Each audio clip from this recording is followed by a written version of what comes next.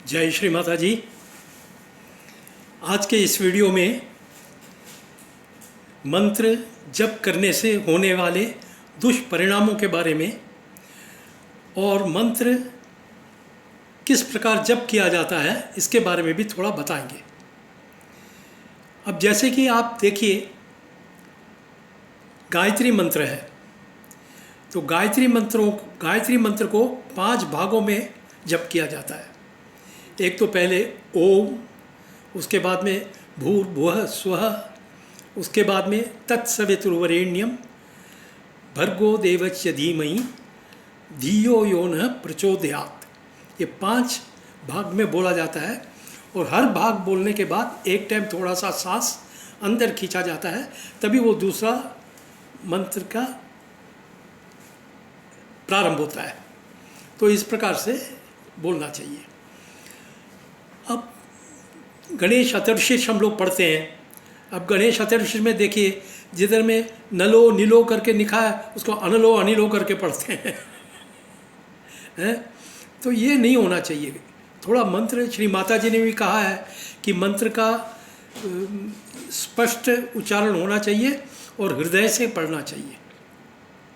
अब इसी में त्वम ब्रह्मा त्वम विष्णु त्वम रुद्र त्वम इंद्र त्वम, पहले त्वम ब्रह्मा बोलेगा तो आप ब्रह्मा हैं, त्वम विष्णु आप विष्णु हैं। तो त्वम ब्रह्मा त्वम विष्णु त्वम रुद्र त्वम इंद्र त्वम अग्नि त्वम वायु त्वम सूर्य त्वम चंद्रमा त्वम ब्रह्म भूर्भुवः स्वः। ये सही तरीका है। इसे छोड़कर आप बोलेंगे त्वम ब्रह्मा त्वम विष्णु त्वम रुद्र त्वम इंद्र त्वम अग्नि त्वम वायु त्वम सूर्य त्वम चंद्रमा त्वम ब्रह्म भूर्भुवः स्वः। त्वम आता है क्या? नहीं ला सकते। तो पहले के अक्षर आप गैप छोड़ के पहले के इसमें मिला दिया ऊपर वाले में, तो ये नहीं होना चाहिए, ये गलत है।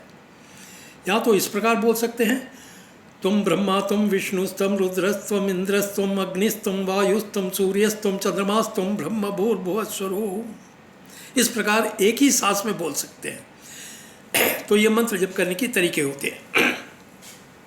अब एक चीज़ आपने हमेशा देखा होगा कि जितने भी हृदय पेशेंट हैं, जिसको उनके हृदय में कभी दर्द होता होगा या भारीपन रहता होगा या और कुछ प्रॉब्लम रहता होगा, तो उनसे आप पूछिए कि आप शिवजी का जप करते हैं क्या? तो बोलेंगे अरे आपको कैसे मालूम? अरे हाँ भाई, सीधी सी बात है, आप शिवजी का जप कर रहे हैं, शिवजी का स्थान तो हृदय में है। आपको किसने बोला शिवजी का जप करने के लिए? जब आप शिवजी का जप करते हैं, किसी भी देवी देवता का आप जप करते हैं, वो देवी देवता का आगमन होता है आपके पास। उसे पहचान सकते हैं क्या? आप नहीं पहचान पाते हैं। जैसे कि आप चले जाओ प्राइम मिनिस्टर के घर के नीचे खड़े हो जाओ और उनका नाम बोलते रहो बोलते रहो बोलते रहो, वो आके देखेंगे उधर बाल करेंगे, भाई ये कौन है, क्या नाम, क्या चाहिए आपको? आप कुछ जवाब नहीं देंगे, उनके नाम ही रटे जा रहे हैं। तो वो क्या बोलेंगे? सिक्योरिटी गार्ड को इसको उठा के बाहर फेंको, पहले कौन है ये, बोलेंगे ना। तो इसी प्रकार जब आप कोई भी मंत्र जाप करते हैं, जैसे समझ लीजिए पंचाक्षर का मंत्र जाप करते हैं, शिवजी का मंत्र जाप करते हैं, तो उस वक्त उनकी शक्तियाँ आती हैं, उधर आते हैं। उसे आप पहचानने का कैपेसिटी आपके अंदर होना चाहिए। वो सिर्फ एक सहयोगी ही पहचान सकता है। वो कैसे पहचानता है, वो आप सहयोग में आने के बाद आपको मालूम पड़ेगा। अब ये जब आप इस प्रकार जप करते हैं तो शिवजी आने के बाद भी आप उनको वो बोलते बेटा बोलो क्या चाहिए, वो आपको सुन नहीं सकते हैं, उसे महसूस नहीं कर सकते हैं। फिर वो ओम नमः शिवाय ओम नमः शिवाय, अरे भाई मैं तो आ गया ओम नमः शिवाय बोल के, अभी क्या चाहिए बोलो, ओम नमः शिवाय ओम नमः शिवाय। वो क्या बोलेंगे? धक बोल के निकल जाएंगे। वो थोड़ी आपको आशीर्वाद देने के लिए बैठे हैं उधर, उनका काम थोड़ी है ये आपके पीछे घूमने का। इस तरह से मंत्र जप करना बहुत गलत है। इस प्रकार से मंत्र नहीं जप करना चाहिए। मंत्र जप करने के पहले निष्ठा होना चाहिए और एकाग्र होकर मन जप करना चाहिए। जब एकाग्र होकर आप जप करते हैं तो उधर में जब देवी देवताओं का आगमन होता है तो उसे आप अच्छी तरह से महसूस कर लेते हैं। वो एकाग्र चित्त रहे तो जब आप महसूस कर लेते हैं, नहीं तो ऐसे मंत्र जप करने में आपको प्रॉब्लम होगा ही।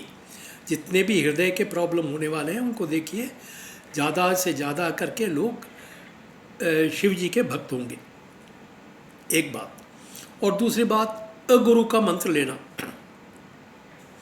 किसी को गुरु किया, उन्होंने बोला ये मंत्र जप करो। अब ये मंत्र क्यों जप करना है, वो आप कारण तो उनसे पूछ नहीं सकते हैं।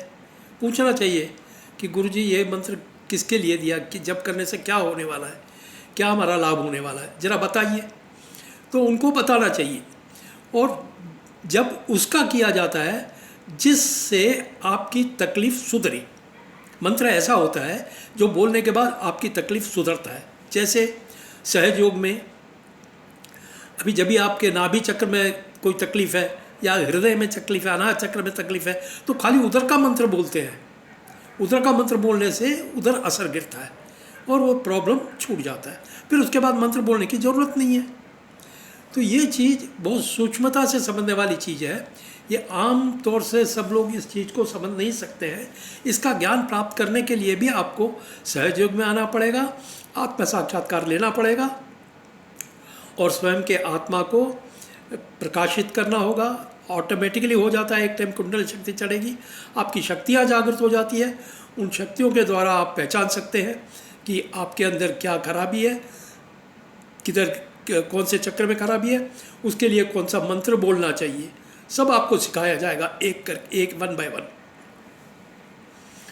तो ये मंत्र जाप से ये प्रॉब्लम होता है। किसी गुरु ने, जैसे हमने बोला अभी मंत्र दे दिया आपको, अब मंत्र पढ़ रहे हैं तो आपके पेट में तकलीफ़ होने वाली है। आप पूछेंगे भाई पेट में क्यों तकलीफ़ होती है और किधर सर में हाथ में क्यों नहीं होती है। इसलिए नहीं होती है कि आपके पोकल स्थान, पेट में आपके पोकल स्थान जो है, उधर में 10 महागुरु जो अवतार लेके आए हैं हम लोगों के लिए, उनका स्थान है, उनका गुरु तत्व उधर बता हुआ है हर इंसान के अंदर। तो जब अगुरु से लिया हुआ मंत्र जो सिद्ध मंत्र नहीं है, वैसे मंत्र लेके आप मंत्र बोलते रहेंगे तो वो गुरु लोग नाराज़ होते हैं। आपके पेट में कुछ न कुछ तकलीफ रहेगा ही। मैं जानता हूँ ये वीडियो बहुत लोग देखने वाले हैं, देखने के बाद आप इसे समझ भी लेंगे, जिनको अनुभव हुआ वो समझ भी लेंगे। अब आपने बहुत सी भक्ति की, बहुत जप किया, क्या फल मिला आपको आप जानते हैं। अब आगे आपको उसमें प्रगति होना है, अब तक जो किया इसके ऊपर प्रगति होना है, तो उसके लिए एक मार्ग है सहज योग। सहज योग को आजमाइए, सहज योग को अपनाइए, जिसे परम पूज्य आदिशक्ति श्री माता जी निर्मला देवी ने बनाया है। ये उनकी खोज है और 100% साइंटिफिक है। ये सबसे बड़ी बात है। अंधविश्वास नहीं है कि आप विश्वास करो आपको ये हो जाएगा, विश्वास करो ये नहीं, प्रैक्टिकल है, 100% साइंटिफिक है। वैज्ञानिक तौर से इसका रिसर्च किया गया है सहज योग का, और पता लगा है कि सहज योग 100% साइंटिफिक है। तो आइए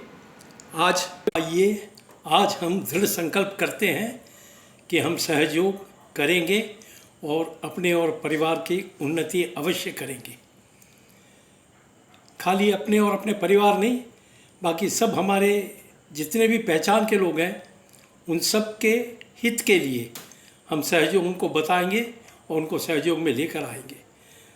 सहयोग एक ये महायोग है, आज का महायोग है सहयोग, तो इसे अपनाएंगे। जय श्री माता जी, धन्यवाद।